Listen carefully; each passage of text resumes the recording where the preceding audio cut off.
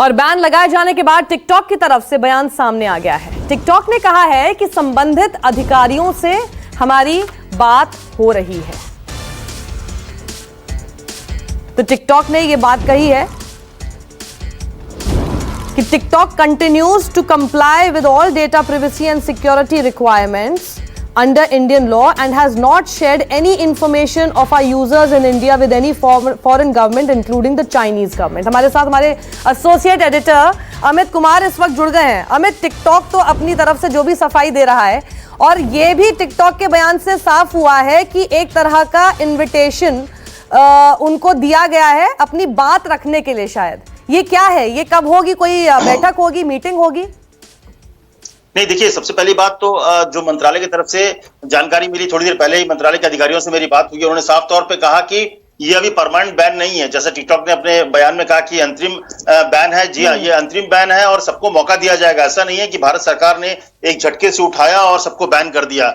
इसको लेकर जैसा कि जब कल प्रेस रिलीज जारी हुई थी, बकायदा उसमें ये कहा गया था कि तमाम जो एजेंसीज है उनके तरफ से थ्रेट आया था। यहां तक कि अगर आपको याद हो तो एप्पल ने भी इस बात को लेकर कहा था कि टिकटॉक से जासूसी हो रही है, टिकटॉक से डेटा लीक हो रहा है, और इसको लेकर एप्पल ने भी उठाया था। तो उनको ग्राउंड बनाया गया। होम मिनिस्ट्री की जो साइबर सेल है उसके जरिए तमाम करके बैन किया गया। सरकार का ये कहना है कि हमने जो बैन किया है तो अब कंपनियां आए और कंपनी आकर हमें बताए कि उनका जो पूरा जो सिस्टम है वो कैसे सेफगार्ड के साथ है, कैसे वहां पर डेटा लीक नहीं हो रहा है, डेटा की चोरी नहीं होती है, कोई जो हमारा जो पर्सनल जो इंफॉर्मेशन है वो कहीं लीक नहीं हो रहा है। और दूसरी बात, जो भारत सरकार ने अपने जो बैन करने में कहा था कि कहीं ना कहीं भारत की संप्रभुता और सुरक्षा को लेकर खतरा है, तो ये भी उनको प्रूफ करना होगा कि भारत की सुरक्षा संप्रभुता को टिकटॉक से या दूसरे जो 59 ऐप है उससे कोई किसी भी तरह का खतरा नहीं है। जो भारत की जो एजेंसीज है वो उनके सर्वर को चेक करेगी, तमाम चीजों को चेक करेगी, और एक सर्टेन टाइम के बाद या जब भी ये प्रक्रिया पूरी होती है, इसके बाद अगर जो भी ऐप क्लीन होकर निकलता है या फिर उससे कोई इस तरह की चीजें नहीं पाई जाती है तो उसे फिर रीइंस्टॉल किया जाएगा।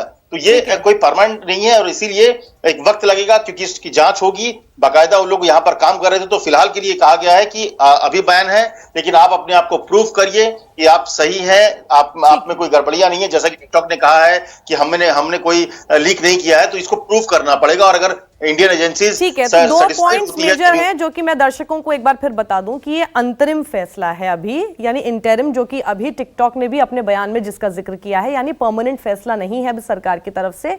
अभी बैन जरूर किया गया है, जो आपने देखा कि प्ले स्टोर से, ऐप स्टोर से ये हट गया है। इसलिए हटा है कि पहले अभी मौका दिया जाएगा गवर्नमेंट रिप्रेजेंटेटिव्स द्वारा कि टिकटॉक के तरफ से जो भी आके बात करना चाहते हैं, जो उन पर आरोप है, उसको पहले खारिज करने के लिए सबूत के साथ आए। उनको मौका दिया जाएगा बाकायदा अपनी बात रख। नमस्कार, मैं हूं मानक गुप्ता। अगर आपको हमारा ये वीडियो पसंद आया हो तो इसे लाइक और शेयर जरूर करें, और हां, हमें सब्सक्राइब और फॉलो करना ना भूलें ताकि आप देश और दुनिया की कोई खबर मिस ना करें। तो जुड़े रहिए हमारे साथ और देखते रहिए News 24।